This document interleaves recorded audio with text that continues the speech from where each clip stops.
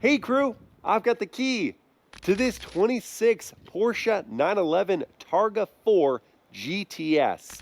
And this week, we're gonna see what it's like to live with, starting with the spacing in my driveway, which is 16 feet wide by 19 and a half feet long. Let me lock this back up to power fold in those door mirrors. I've got the 911 parked just a couple inches in from the edge, and earlier this morning, it was sitting next to a new Kia Telluride that my wife is reviewing. If you want to check out her content, it's at Mobile Mama on TikTok, Instagram, and YouTube. She has since had to vacate the driveway because we're getting some paint work done inside, so the workers' Ford Ranger could occupy this spot. Even with it here at an angle, there is still plenty of room to walk between the vehicles, and those power folding door mirrors of the 911 do help. Up here at the front, this particular GTS has the front end lift system equipped, so the nose is raised to help with clearance for obstacles like this gutter here at the front of my driveway, so I don't necessarily need these curb ramps, but it's great for peace of mind. And at the back, there is still plenty of room to walk in front of the hedge on the path to my front door. When first getting inside with the key fob on me, it has proximity unlock, so just approaching it,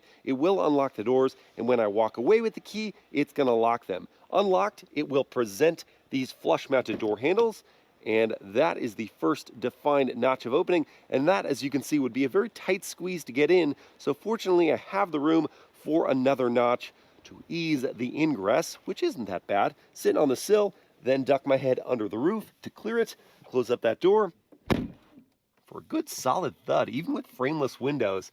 Hey cabin crew, thanks for joining for this day in the life in the 26 911 Targa 4 GTS. In this video, I want to see what it's like to live with the now hybridized and Targa-ized version of the 911. As we saw, just putting my foot on the brake will put it in accessory mode, but I need to hit this start-stop button to fire it up.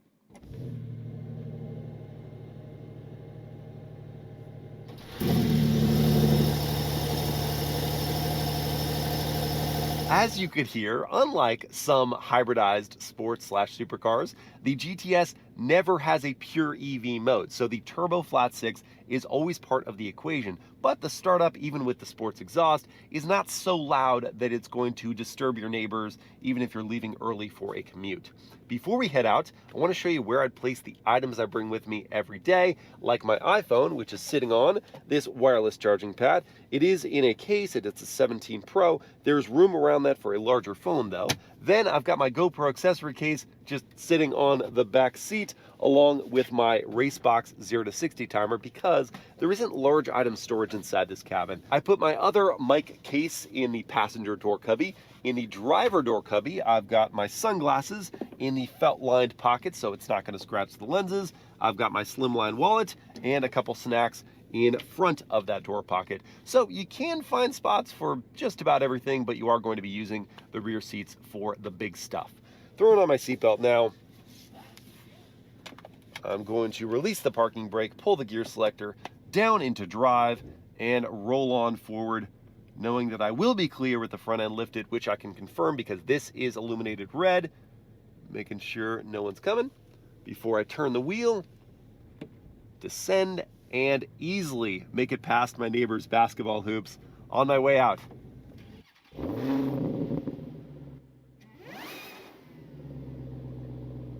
But I'm not going far, because I just realized if I want to put the Targa top down, I have to be completely stationary. This is unlike the Cabriolet version where you can do it in motion. Here I need to be stopped, then pull this.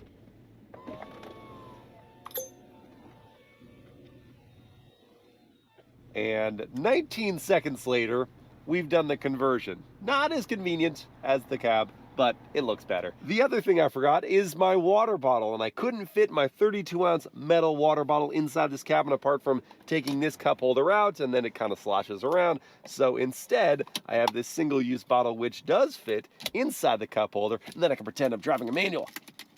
I'm not going to do that. It's actually kind of in the way. So I'll put it in the passenger cup holder, which is hidden in the dashboard, and now we can go. And the last thing I must apologize for is the sound of my voice. Isn't it lovely? As you can hear, I'm not 100%, and hopefully you'll stick with it because this is a cool car and I want to share it with you. This vehicle has heated seats as standard, and you have to pay a bit extra for seat ventilation, which we do have.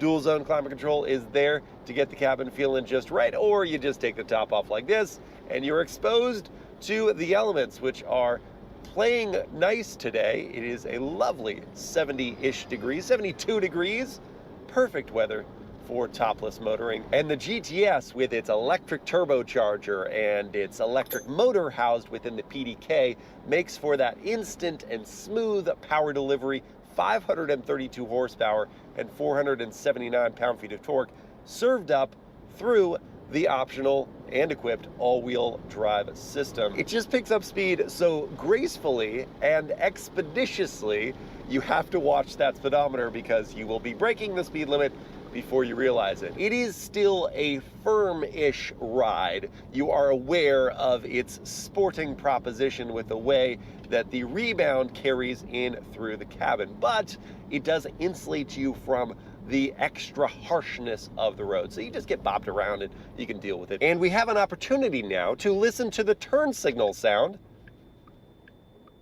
especially when the engine cuts out, which is so very gentle. And the turning radius, we can test that with a full crank of the wheel and a super succinct circle we are slicing up. Because of the rear wheel steering system, so helpful for maneuvering in tight spaces. I mentioned that engine shutoff, and the way it cuts out and the way it reappears is worthy of praise, because apart from watching the tach go completely to zero and hearing nothing, and then seeing it reactivate and hearing something, you aren't aware of the engine's vibration disappearing and then coming back on. It's just that smooth. Now, it's not a perfectly fluid deceleration and acceleration, but that's mostly because the brakes are a little on the sensitive side, so they can be grabby, and it's still a dual clutch. So while that is still engaged, you are feeling the very first shifts. However, it has certainly gotten smoother as the years have gone on and the PDK system has become even more refined. So far, daily driving gets the thumbs up. But there's of course much more to explore, like higher speed travel with the top down. And at low speeds, windows up, top down, everything's good. But when you get past around 55 miles per hour, significant wind buffeting enters the equation. You hear that thump, thump, thump of turbulent moving air down low here. You can ameliorate the problem by cracking the windows about an inch. For whatever reason, that disrupts the flow of the air and it becomes much more tolerable. Then you just feel the wind. You don't necessarily hear that thumping in your ears. This is pleasant. This I could absolutely do. This is how I travel down the highway to get to this spot. And this is how I'm going to proceed with exploring the straight line performance. Hit the sport response.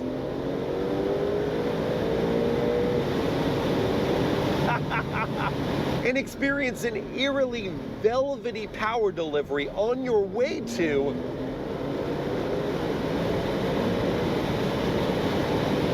significant velocity.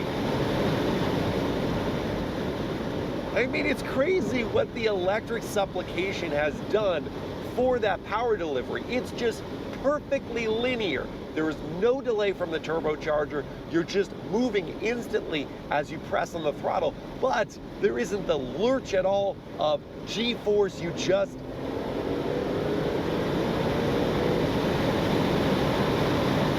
wow.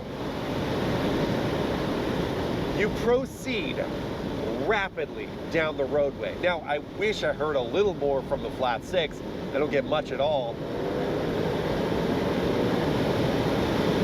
Especially lost with all the wind noise. But the acceleration force is a thrill. Oh my gosh. But allow me to give you some data to back up those subjective claims. With a real world 0 to 60, I've got my race box set up here to record. I'm going to turn the dial now to Sport Plus, which will enable launch control. Foot firmly on the brake, pin the throttle, hold the revs, it's active, let it.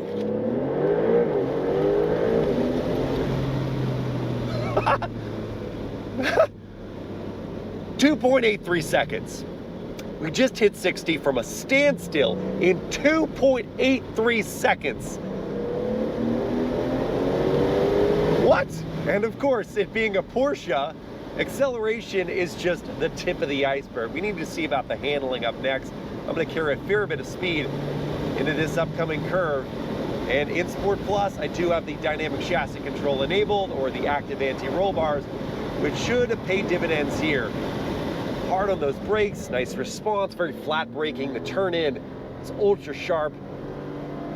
Great feel through the wheel. Not really understeer, I'm sensing good bit of throttle on the way out. And that's where babies come from. Yeehaw! But yes, it stays very composed with your measured inputs. It responds well to that. Let's see if we can get it to misbehave.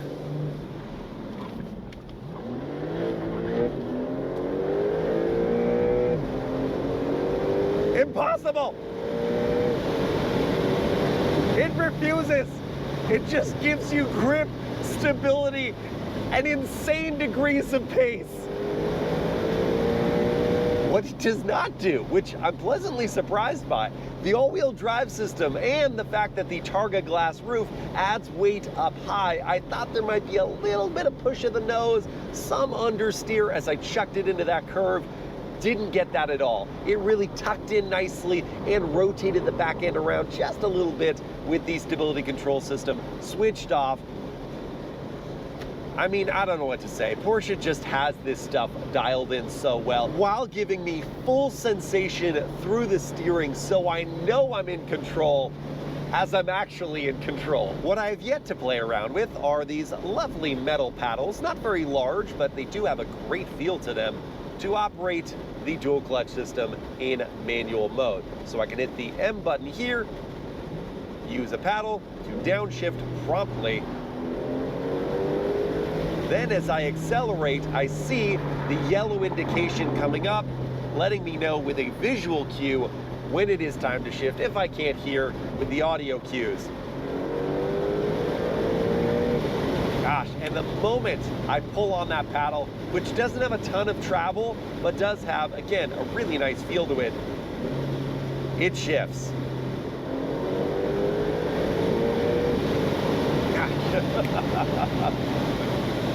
The snappiness of those gear changes. Oh. And you get that little hiccup felt through the chassis just to communicate something's happening here. This is not just a torque converter auto. This is a proper dual clutch.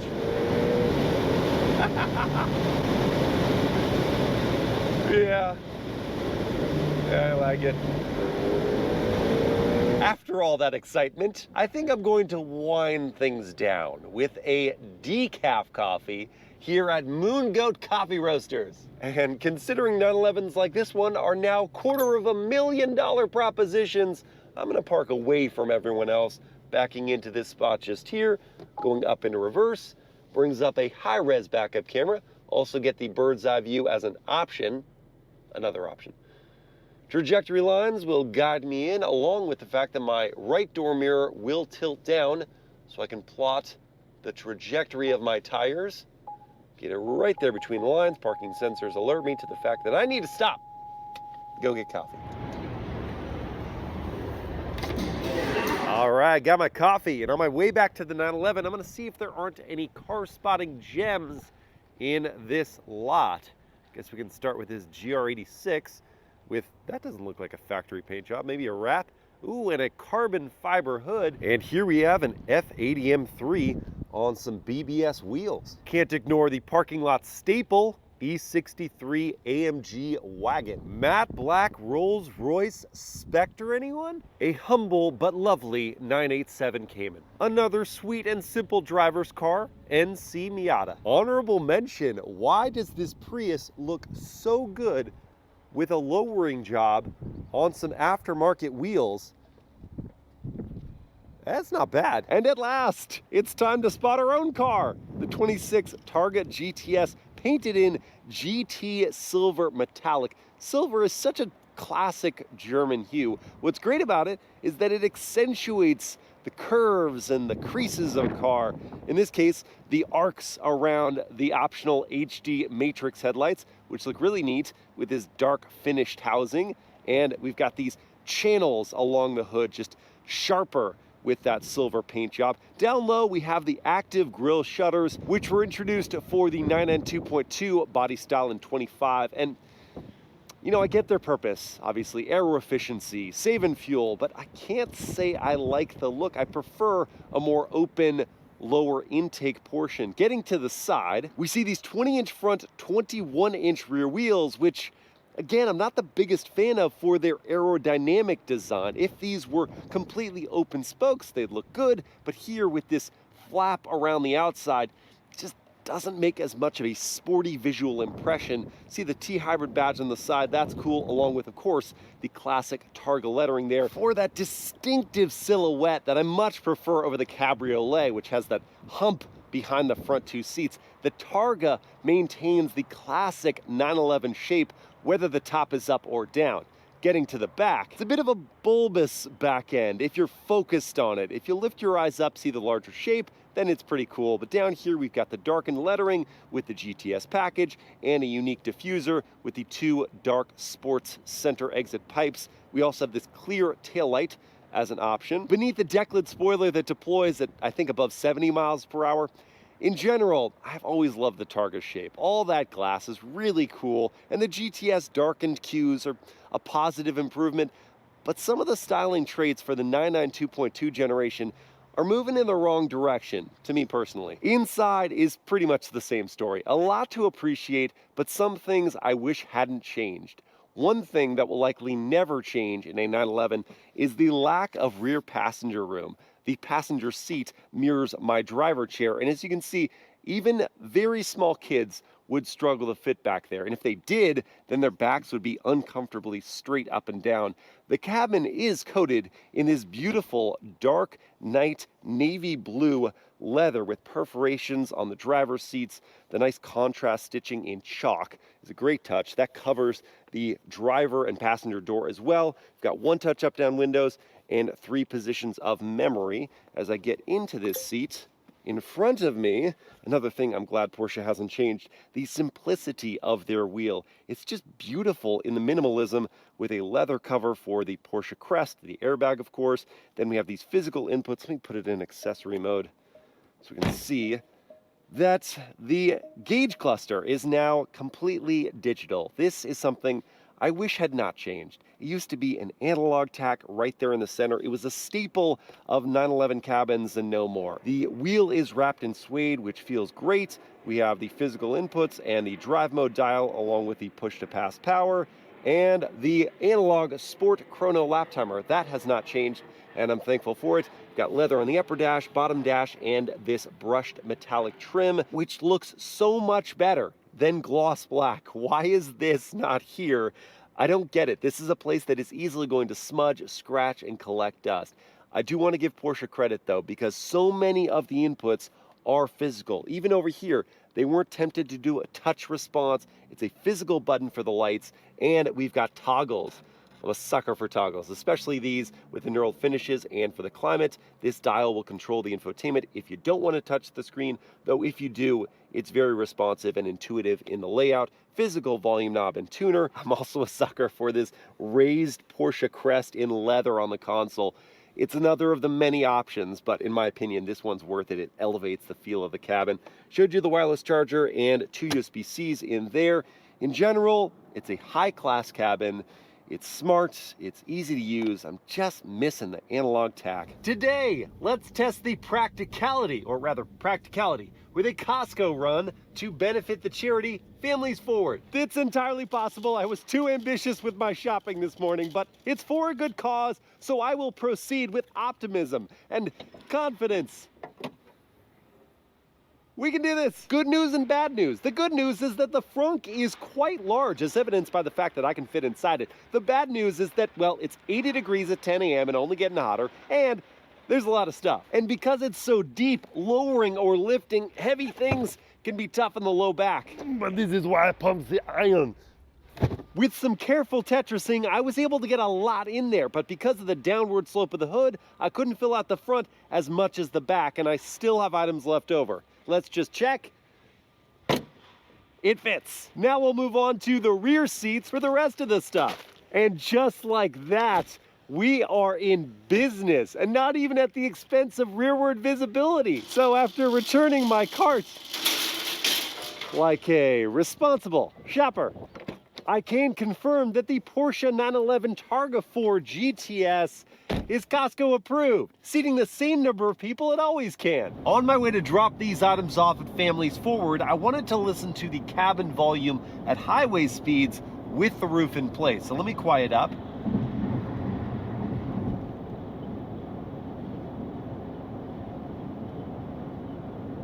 And remark that apart from this concrete slab here where there is more tire noise, even with that, to be honest, it's still very well insulated in here.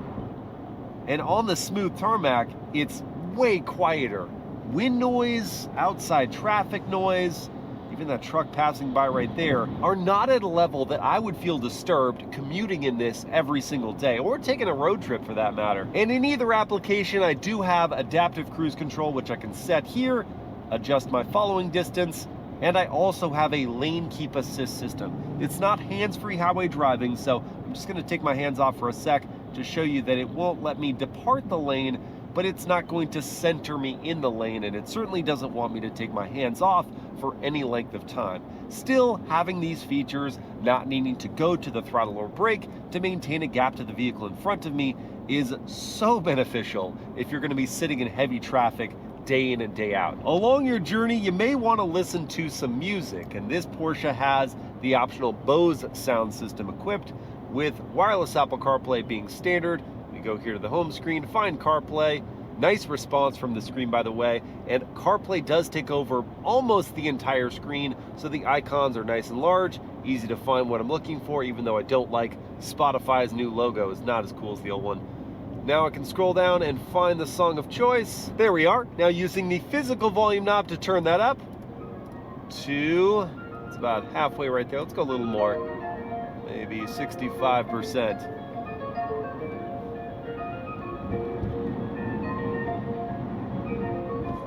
I'm gonna take a little more, 70.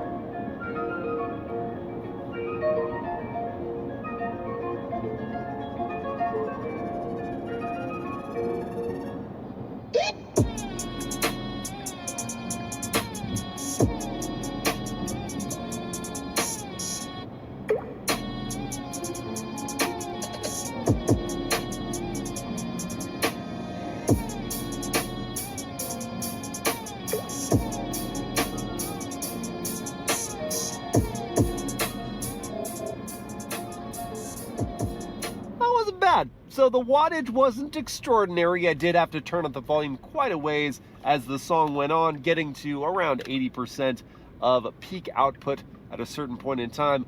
I liked the hit of bass. It really shook the cabin and felt my heart pulsing a little bit with that. The highs and mids were clear enough, a little bit of distortion as I turned up the volume knob, but really, again, not bad, and certainly did, when I got the volume up there, block out all the outside noise. It's about time to put some fuel back in this 16.6 gallon tank, and the Targa 4 GTS is EPA rated at 17 mpg in the city, 23 on the highway, and 19 combined, which would give us a fuel range of 315 miles. However, during my enthusiastic driving time with the car, I've averaged closer to 13 miles per gallon. And at currently painful fuel prices of $6.59 for the required 91 octane gas, it's gonna cost me $109 to fill this tank, and there isn't capless fueling to save me any time. Well, crew, at the beginning of this video, I pondered what it would be like to live with a hybridized Targa-topped 911. And after quality time spent behind the wheel, I've come away with a lot to like and some to want. Daily driving is a breeze, thanks to features like the front end lift, which will learn your routes and automatically rise, excellent visibility, and plenty of adjustability to the driving position. The electric turbocharger and motor all but eliminates turbo lag for smooth, rapid cruising, and the ride is firm but agreeable. It is a small inconvenience to only be able to open or close the Targa top at a complete stop, and there is a fair bit of wind buffeting with the fabric roof stowed at higher speeds. But the Targa's extra weight doesn't affect the superb handling, thanks in part to the active anti-roll bars, and the all-wheel drive system and electric supplication assures high 2-second 0 to 60 blasts. The cabin is intuitive, the physical controls are welcomed, and the frunk is practical, but I do miss the analog tachometer. $230,000 as tested is a mountain of cash, and the GTS Targa isn't quite as exotic as that price suggests, but it is highly competent and comfortable to make for a great daily driver. I hope you guys have enjoyed this day in the life, and I will see you again next time.